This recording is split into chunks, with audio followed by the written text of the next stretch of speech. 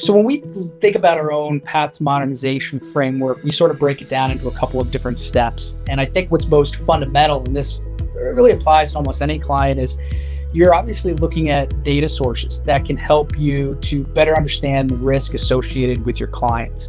So that being the case, what are some of the options that are at our clients' disposal? And lots of times clients don't know what those options really are. And that was sort of the basis of that path to modernization, to give clients a framework by which they could understand where they themselves sit in that framework and that path, and some just general guidelines and tools to help them think about things a little bit differently. So a great example would be just on data sources alone.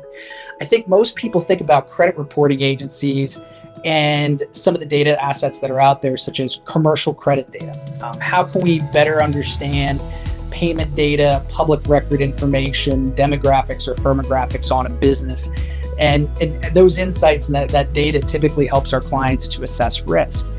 And there's more to it than just that level of information. I think what we've seen is a trend, especially if clients are working more with small businesses, where there's a very strong commingling of finances between, for instance, the business or that small business and an owner's personal credit.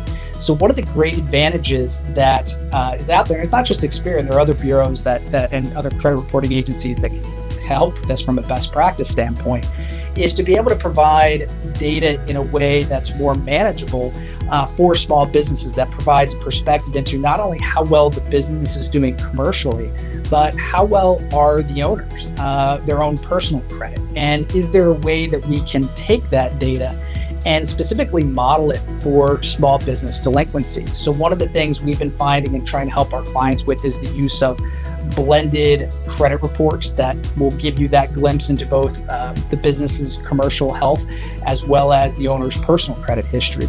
And can you blend that information in a way and provide analytics that perhaps provides a risk into small businesses and small business payment risk? And there may even be situations where someone has, or a business or a client is looking at not just, maybe they do have access into consumer data, but they're really looking at it more from just that individual perspective, not necessarily a business owner perspective, or being able to model it and look at that data for small business delinquency specifically.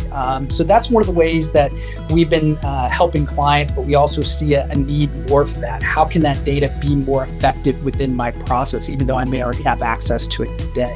I would say another thing too to think about at that data level, or that that staircase, is to look at maybe even what we call consortium data, or data through what we call these exchanges. A great example would be Small Business Credit Share from Experian, or perhaps SBFE, or Small Business Financial Exchange.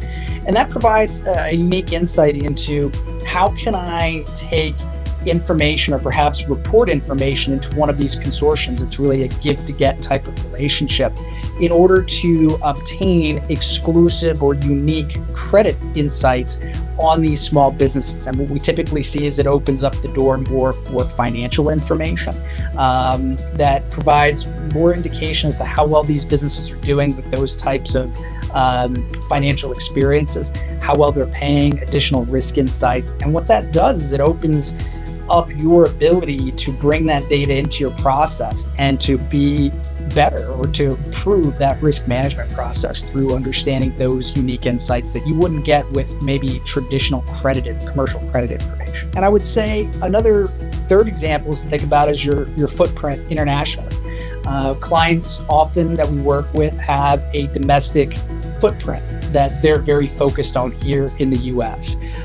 One of the things we're finding is international business is not slowing down, and we find that the global economy continues to progress in a certain way where businesses are going to continue to seek opportunities outside of just the US.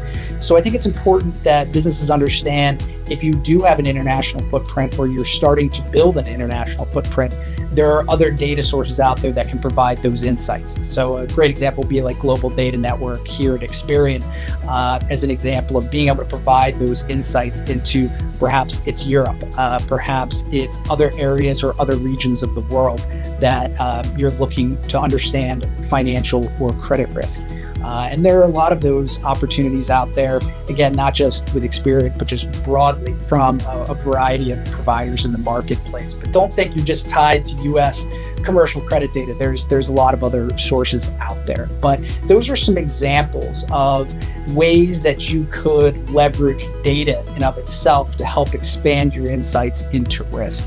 I would also put out there, we're seeing trends too around alternative data sources. And this is something that Experian from a data aggregation standpoint is doing a lot of work in. Is we understand we have commercial data, we own certain data assets, but is there an opportunity out there to enable clients to get access to other data that may be helpful for them? Is there a corresponding lift in understanding the risk of the business by bringing that information in-house, or perhaps commingling it with our own data in a way that makes it more meaningful?